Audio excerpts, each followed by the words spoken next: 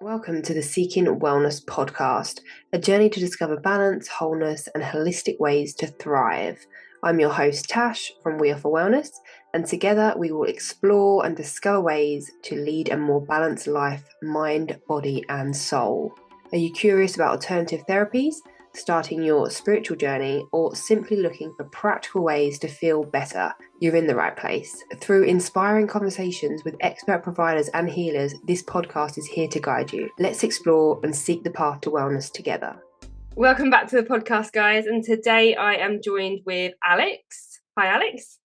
Hello. Hey, yeah. So Alex creates sacred spaces that empower women to break free from conditioning, embracing their clinical wisdom and reclaiming the power that's always been within them. So today we are going to discuss authenticity, finding your voice and honouring your truth, a bit about community and the power of circles as well. So let's take it back to the start. Where did it all begin for you? Oh, so I guess I've always felt a little bit different to other people. My mum always laughs because she says that I used to ask why all the time to everything, and I would just never settle for an answer that I was given. But I found myself, I left uni, I got myself a well-paid corporate job. I met a partner, bought a house, followed this trajectory that I thought was everything that I wanted in life. And I got to my late 20s and I just couldn't understand why it just never felt enough. Like there was a niggling feeling inside of me. And I thought there was something wrong with me. I didn't understand how I had this beautiful big house. I had a successful career. I was in a relationship. And I just couldn't understand why something still felt like it was missing. And, I always think we either change or something forces us to change. And I had been really pushing my partner at the time to propose to me. We had a very short lived engagement and our relationship broke down shortly after that. And that was a catalyst for change. And I remember thinking at that time, this is an opportunity for me to create a completely different life that feels like mine. And the reality was, the life that I had been living previously, I had created it. I had said yes to all of it. And that can be really confusing for people because it wasn't like I hated my life and it was really what I thought I wanted until I didn't. So trying to untangle myself from that came with a lot of shame, a lot of guilt, and a lot of overwhelm because I really didn't know how to untangle myself from what I'd created. And it was taken out of my hands, really. And I used to pray a lot for help and support to help me untangle myself from the situation. And it delivered in a beautiful way. And after that, as I said, I made a promise to myself that I would never live a life that I felt like wasn't mine. So, like all good stories, I left my corporate job, I sold my house, I went to Bali. um, I love and I Bali. found myself, it's beautiful, but I found myself there thinking that if I just went to Bali, everything would feel better. And it didn't. Your problems follow you. And I thought everything that was external was the problem. So I quit my job, was no longer with my partner, didn't have this house with this big mortgage, and things still didn't feel good. And I realized I actually had to do the work and I had to commit to doing the work. But my confidence was so low and I couldn't really hold conversations with people. I didn't know who I was without this big job, without this fancy car. I didn't know who I was, and trying to hold a conversation with anyone was really, really challenging for me. Um, and so I just followed the breadcrumbs. I followed bit by bit what I enjoyed, the things that had supported me on my own healing. I trained in Reiki, meditation, health coaching, and spent a lot of time just really trying to figure out what it was that I wanted. And for anyone who's listening, this does take time and I really forced and pushed this because I wanted to create a business because I'd left my corporate job and I forced and forced and forced and pushed for something that in all honesty just wasn't my truth. It was something that I was trying to pigeonhole myself into. Mm. And since then, I've created so much more space and really lent into the process and trusting. But one thing that has been so important to me is community and bringing women together in sacred spaces. And this is kind of where it led me. And I never went to a women's circle. I actually listened to a song, and it was all about women gathering together in circles. And I was like, this is what I need to do. And so I set up a women's circle. I'd never been to one. I didn't know what I was doing. And I just followed my gut, followed my heart. And I had a full room of women. And then I went on to do my women's circle facilitator training. And they really light me up so much, these women's circles, because what I see in so many of us is we can do a lot of work by ourselves, we can read a lot of books. But when we come together, it amplifies everything. That's how I feel when we're in a circle together and you're in a group of strangers, women you've never met before, and you see yourself in these women and you realize that we're all medicine for one another and we're holding each other and co-creating a space where there's no competition, there's no hierarchy. I facilitate the circles, but I'm not better than, I don't know more. I learn from all of the women in the space. And there's such a deep wound amongst a lot of women around competition and sisterhood and all of those things that the patriarchy has conditioned us to fight against each other to distract us from our power. When we see other people in these spaces, we see ourselves. And I am so in awe of the women that enter these spaces because I have seen so many of them go on to start their own circles, leave their jobs, start their own businesses. And it's not always about that. People don't need to leave their jobs to find this, but seeing that in these spaces is just what inspires me to keep bringing women together and keep embodying this work and showing people what gets to be possible when we lean on one another and we come together rather than doing everything ourselves. And there's so much we can learn from each other. And so that's a roundabout story of how I've ended up where I am. And I guess I'm just always learning, always evolving, always growing. And I'm always as much as my authentic self as possible, but that changes every single day as I discover more and more about myself and the world and my place in it. Mm, that's so interesting. I think a lot of people will resonate with everything around you looking perfect and you've got everything on your tick list, but inside it is, it's the inner work, isn't it? It all is to do with your mindset and yeah, how you're feeling inside. If you can be with yourself Yeah. and happy with yourself. So, Mhm. and the women's circles bit is so interesting. We get to that, and I've been to a few as well, and I do love it. And I feel like I need to go to more because I don't speak out unless they ask me to speak, and I feel very Mhm. shy, which is a whole nother aspect to it. So with that, with your little journey, you kind of came back to yourself by the sounds of it, your core, your Mhm. true self. So I'm assuming you found your authentic voice in that way and through that path. So your authentic voice, your authentic expression, what does that actually mean? How do we find it? That is such a beautiful question. And I don't think there is an answer to that. I think it's an ever growing and ever evolving journey. And I think for what I always say is, especially as women, we always know, even if we pretend we don't, we always know deep down the truth. We just sometimes don't want to admit it to ourselves. We always know. It's like your gut And instincts. yeah, and Yeah. it's like sometimes it's quiet, sometimes it's really loud, sometimes it's really hard to ignore, but it is always there. Mm, And so I would say your authentic voice, it's the part of you that knows, it's the part of you that remembers. But we have to give ourselves so much compassion because our whole lives we've been conditioned not to trust ourselves from being children when we're told when we tell people we're full and then it's like no you have to finish what's on your plate, and that's the example I always use because so many of us can relate to that. So even from being little we're conditioned not to trust ourselves. So it's really peeling back the layers of what is our truth and what is other people's, and we'll come to it at the end because I know you've asked me this, but one question I always invite people to ask is this mine? Because so many of the layers in our beliefs and what we think, they're not even ours. And that simple question of, is this mine? I think really helps understand whether that is yours or not. mm, It's such a simple question, but just giving yourself the space to actually ask yourself that helps. It's breadcrumbs. Your authentic voice is breadcrumbs every single time, just following that tiny little crumb of something. And I always think when it's your authentic voice because you just feel full. That's the only way I could describe it. It's like a fullness. There's nothing missing. You just Mm. you.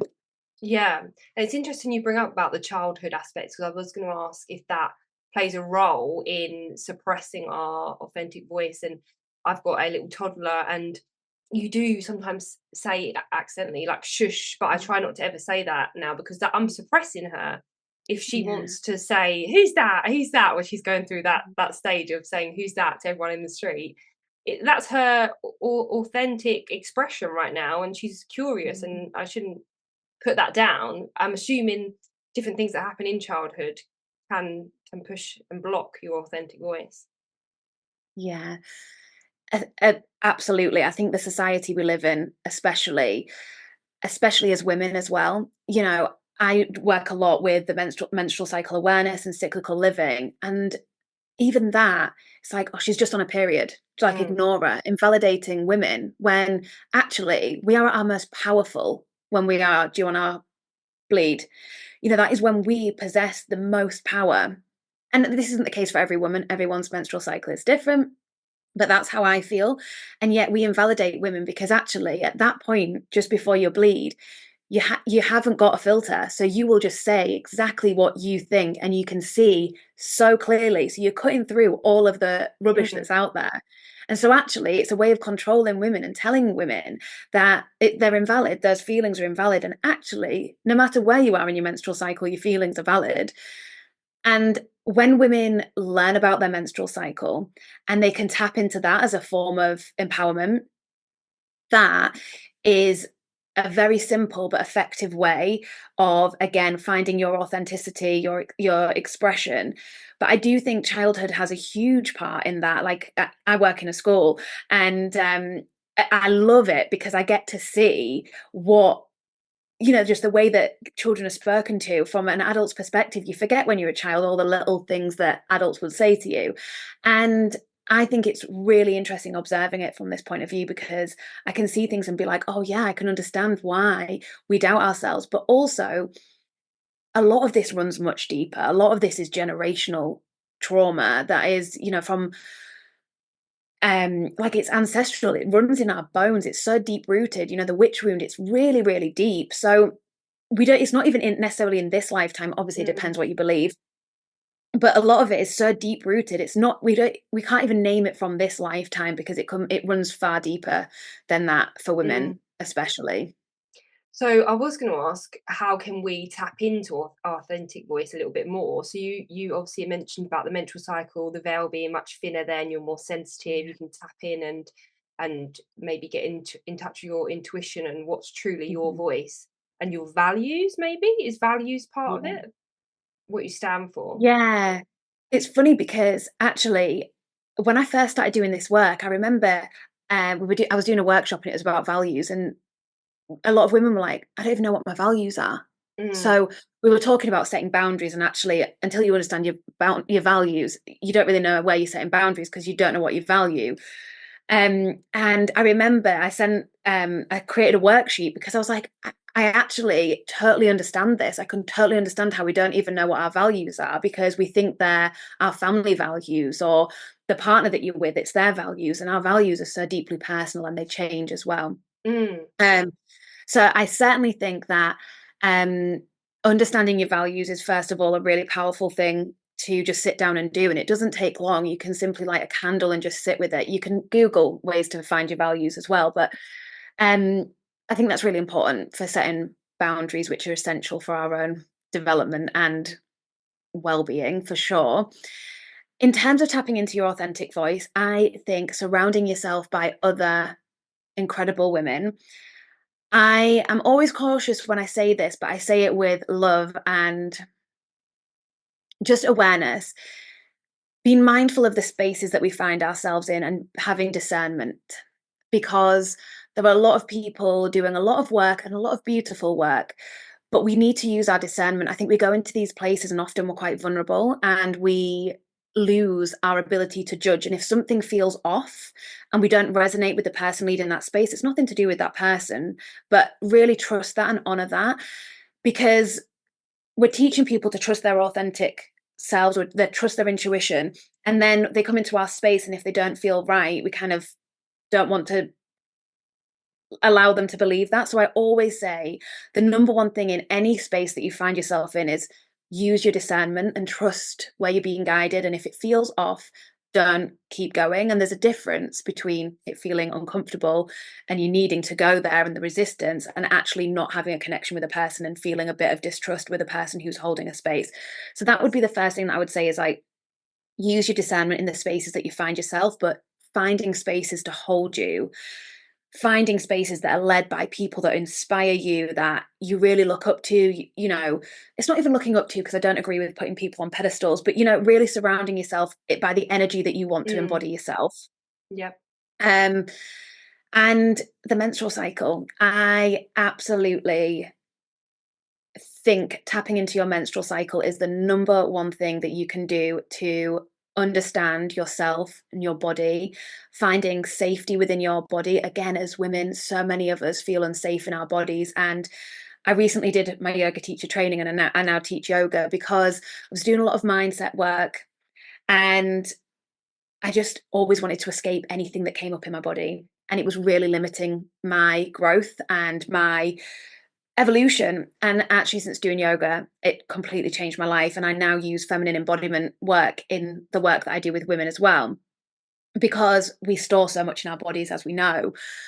And it's really important for me that women find safety within their bodies. We are, again, being conditioned to mistrust our bodies.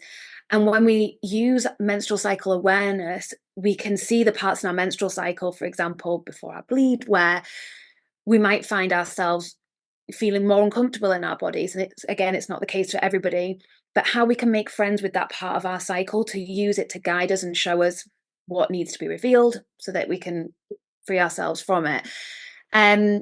But yeah, menstrual cycle awareness, it's so simple, but it is so profound. And if every single woman was able to be in tune with their menstrual cycle, the world would be a completely different place, because our compassion, our love, the way that we nurture, and there is so much in that, and the world needs that so much right now, that we need to be embodying these qualities that are so innate within us that we've been told to push down because of the patriarchy. But this is how we will find peace, is by women leaning into these beautiful qualities that all of us possess, and feeling safe enough to live these qualities too. Yes, there's quite a lot of parts there. So with the going back a little bit, the values aspect, I think that's a really good tip and example. Because I think I looked at it in some workshop, and it was like a little PDF or whatever, and I was picking, like writing it down. Oh, actually, no, I value that more. Oh, actually, that bit more than that. And yeah, like you said, sitting quietly and doing that yourself, you can understand and know yourself a bit better. And I remember when I first met my partner, we sat down and went over our values, which is really random, but we did that after like meeting after a few times. Mm. So I think that is really important. And then you spoke about finding the right, maybe mentor or someone, the energy that you want to be around. So I agree with that as well. And just something came up for me when I joined a women's circle, and I think I went to one session online, and I just did not like it at all. I didn't like the vibe of it. The not so didn't like the person. That's not the right way, but the energy. So Yeah. I quit, even though I joined like a little membership thing. So that's totally correct in what you're saying and following that intuition there. And then menstrual cycle, I love that. So I lost my period for 2 years. I had HA, hypothalamic amenorrhea, so I wasn't eating enough, exercising too much. Didn't have a period for 2 years, so I lost that connection with my body completely, and just wanted to shrink myself smaller, smaller, not take up space.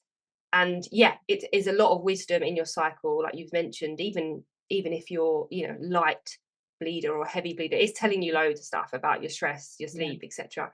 So yeah, it is very important to lean into that. How do we know if what we think is our values or our expression then is actually someone else's?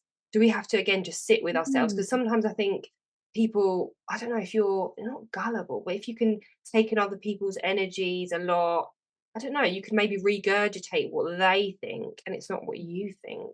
Again, is it just a gut feeling and not feeling easy with what you're saying? That is such a good question. And I think, firstly, we discover it as we live them. So, for example, one of my core values is adventure. Now, if that was not someone's values and they were saying to me, "Oh, I'm really adventurous," you can tell, right? You can tell if I'm like, I'm really adventurous and I want to go out paddleboarding this weekend, and someone's coming with me and they're like, I'm just here and they want to get pictures for Instagram or whatever it is, Yeah. like people do. And you can tell. And it doesn't feel good. So I think our values do change. For example, like one of my core values is freedom, but sometimes there has to be a bit of a compromise, and people may tell you that there shouldn't be a compromise and whatever, but sometimes there has to be a bit of a compromise for what you seek later down the line. But I would say to know that you're in line with your values, it's just have fun with it. There's no hard and fast rule like these are your values and you need to stick with them. But there might be different times where family is more of a core value, but then if you're building your business, that maybe takes a bit of a backseat. So it's not like being really strict with these are my values and I need to live them. It's more just like reminding yourself, when you're setting goals. For example, I have this planner that I love. It's a legend planner, and every month I sit down and I will plan, and it's just a reminder. So I'll just think like, oh, is that in line with my values? Is that actually what I want to do? Because my priority in my early 30s is to travel as much as possible. So my income is reflective of the fact that I want freedom to be able to do that. And so I will just be thinking about when I'm working on something in my business, does that align with my values? And the same with this is something I see a lot of. Many people say to me, oh, I don't want to go out at the weekend. I don't want to go out drinking with my friends, but I feel like I should, and it's someone's birthday and da da da. I do not enjoy going out drinking, and I will politely decline. And there are certain times where maybe I do want to do that, but I will not be having a good time when I'm there, and my friends know it. And I choose to honor that. And if people don't want to be friends with me because I don't want to go and compromise myself by spending a weekend going day drinking, I won't do it. And that has taken a lot of time to get to that place. It's not something where I'm like, you decide. And one thing that I would say with that as well, with your values, when you start setting boundaries around that, just because you know it doesn't mean it won't feel uncomfortable. It often feels really, really uncomfortable. And even now, I'm pretty good at setting boundaries. It still feels really uncomfortable, especially when it's people that you love and care about. And I think that's the confusion. We think, oh, we set boundaries and then it's not uncomfortable. Mm. It is uncomfortable. We're human beings. I have a really big heart and I don't want to hurt people and I don't want to upset people. But I also value myself more because I know that I'm going to be in a situation that I don't enjoy and they're going to see that too. Mm. So I think it's just doing things and being really honest with yourself. A lot of this comes with honesty that we just don't want to admit to ourselves. This is why I said before, we know most of this stuff. We know when we do things we don't like, we don't want to. We know when we're in the wrong relationship. We know when we're in the wrong job. We just don't want to admit it to ourselves because it means we then have to take action when we admit that. And the Mm. action can feel really hard and overwhelming too. Yeah. So boundaries is a really important aspect then that we can start setting, even though it's uncomfortable, but knowing your boundaries means you're getting closer to your authentic voice, um, Absolutely. and speaking your truth. Does that align anything with your throat chakra, like it being blocked or anything? Not feeling like you can speak your truth?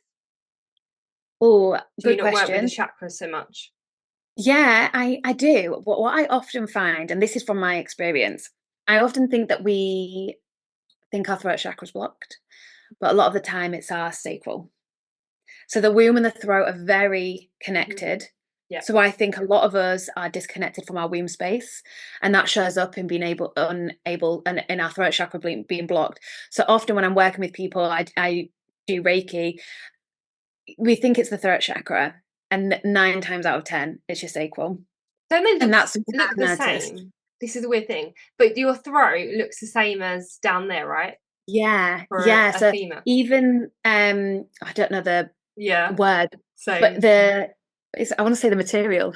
That's not the word, but it's the same biologically. It looks the Like same, and structure. yeah, and the what is it like the skin? This it's the same. It's not skin though, is it? It's the same.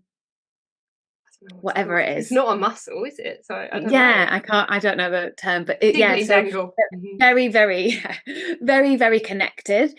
And so if you feel like you're struggling with your authentic voice, room work is incredible.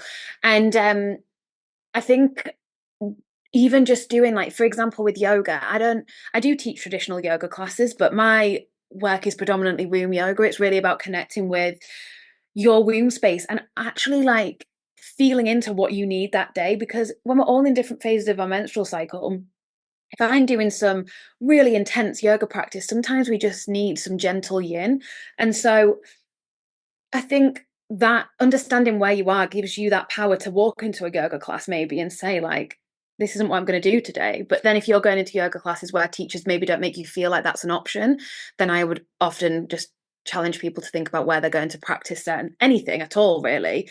Any circle that I hold, any workshop or anything like that, I'm always giving people the tools and I want them to feel empowered in my spaces. And that's another thing about discernment is be careful about the spaces that we go into where people want to take your power away. You know, people saying, I'm the channel, I'm going to give you this information, I'm going to do that, I'm the healer, putting themselves on a pedestal. It's like that's not what this work is, in my opinion, in my experience. This is not what this work is. It's about us being empowered to understand ourselves, which is why menstrual cycle awareness is so important, because you have the power. You then have the tools to say, this point in my menstrual cycle, I know I need to set boundaries. This part in my cycle, I know that I need more rest. How can I give myself more rest? So we live in a modern patriarchal society. We're often working, but is it that yes, you have to work, but then you come home from work and you make sure that you have no plans that week before you bleed? You know, those kind of things where my biggest thing is I want people to leave my spaces feeling like, yeah, I've got this, I can do this, not, oh, I need to go back to Alex because she's the person who's going to give me all Mm. of the information that I need to heal. You know, the amount of people that say to me, tell me what I need to do, tell me the steps. And people sell that, you know, people do that.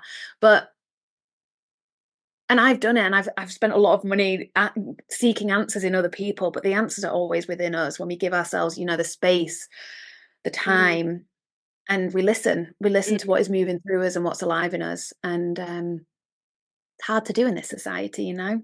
Yeah.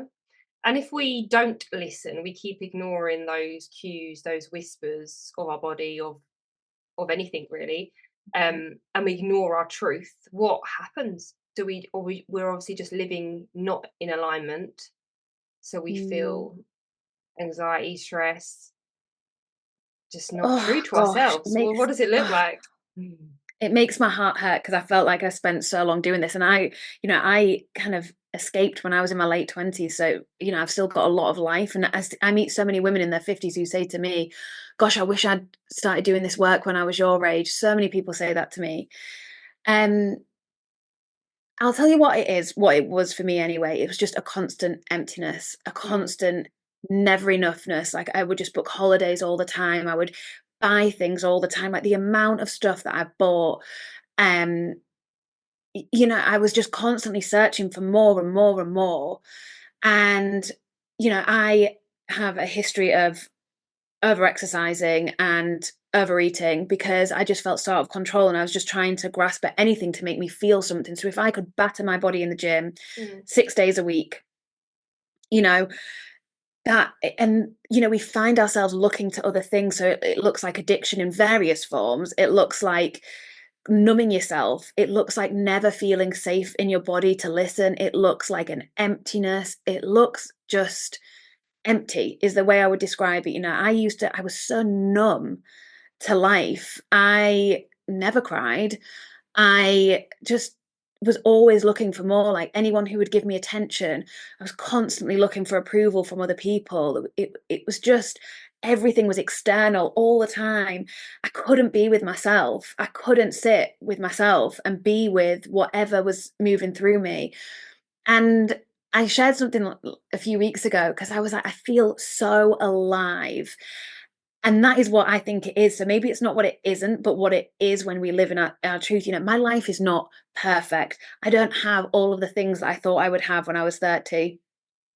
But I feel so alive. Life feels so rich. And being at this place where I feel safe in my body, I feel grounded and anchored in who I am. And I feel so excited for what life is. And I used to wake up every day thinking, is this it? And I never do that now. And as I said, it doesn't mean my life is perfect. I certainly have challenges. I have a lot of shadow work that I'm doing, a lot of stuff that I'm working through, but I'm working through that, and it allows me to hold deeper spaces from a place where it's really embodied wisdom that we can't force or push as much as I tried for many years trying to force transformation. It doesn't happen on our timeline. Um, but being committed to the work and knowing that every day gets to be a little bit richer, a little bit deeper, when actually nothing external needs to change. So the aliveness that we feel Mm. when we follow our truth, when we live our truth, the people we get to meet, the experiences we get to have, because that's who we are, and it's who we are being in this life. Mm. Yeah, that's very beautifully put. And even potentially manifesting in, like you said, alignment of things that are meant to be in your life Mhm. when you're in that state. So, Yeah. talk to me about women's circles. So, throughout times, women have gathered, and we've kind of lost a little bit of sight of that. Why are they so important? I always say with a women's circle, you've got to experience it to really feel the magic in these spaces. And the way that a lot of the women that gather with me will describe it is a bath for the soul. That's how it's often been described. A little massage for the soul. And I think what is so powerful is that sometimes women will come, and there's a particular corner in the circles that I hold where I know that if a woman sits there, she's going to be crying all night. It's just this particular corner. And what I really love is seeing women hold other women and people bringing everything into this space. So it's not about, oh, I'm feeling really good. It's like, what are you bringing? What is the real shit that is moving through you right now in your raw realness, messiness of it all? What is moving through you? What needs to be shared? And what I always start the circles with is what needs to be shared so that you can be more present in this space today? Like, what needs to be emptied? We think about emptying. What needs to be emptied in this space for you to be here? What I feel is really, really beautiful and what I love the most, I'm a coach and I love coaching people. It's really powerful. But what I love about a circle is we're not fixing or rescuing anyone. We are witnessing every woman for what they are and who they are from all different spaces. But yet there is so much of ourselves in one another. And someone Mm. will share something and they'll be like, oh, I feel that I needed to hear that today. And we come together to share. And I always think all the women that are meant to be there will be there, whether that's 2 women, whether that's 10 women. And I always hold my circles no matter who is there. If there's 2 people, if there's 10, I like to keep them small and intimate. But you might always not, you probably won't get what you expect in a circle, but you'll always get what you need. And the friendships I see in these spaces that blossom, just a space where women give themselves permission to just be, they've got someone to look after their kids, or they're not going out and having to find an excuse. They're just in a circle, being held, being supported, and being witnessed. And just the medicine that everyone brings is really, really powerful. And we realize that we are not alone. And I think that's the biggest thing, because sometimes it's harder in our friendship groups, in our families, to be our true selves. Actually, in a group of strangers, often it's a lot easier. It's a lot easier to see that. And so we take those parts from the circle, and it helps us step into that power in our everyday life. Yeah, I've only ever been by myself to circles, actually. I don't know if I would share as much potentially if I was with someone I know. I don't know. It feels very stripped back and people don't judge you, they listen to you. Mm. But if you come by yourself, there's no, I don't know, there's no extra. background information or makeup on top of you. It's just you as this blank canvas. Mm, Yeah, it is very powerful because yeah, people do listen to you and like you said, resonate. There's always something you're like, oh yeah, I resonate with that part, or mm, I resonate with that part a few months ago, or things like that. So what do you think we gain from being in a circle then? Do you think it affects our courage, our confidence, our ability to speak our truth? mm. Yes, 1,000%.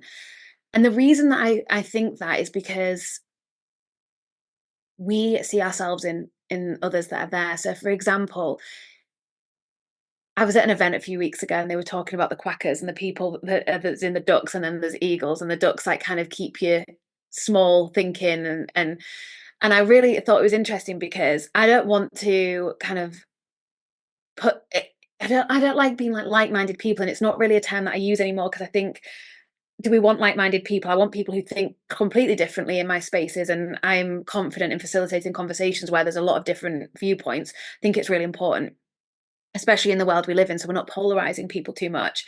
But I sit in these spaces and I think, someone will be like, I really want to, I've really been thinking I want to leave my job and I want to start my business. And someone who's already a business owner will be like, oh, well, you know what? As in, we're not fixing people, we're not rescuing people, but outside of that circle, they might connect and be like, actually, I can support you with that.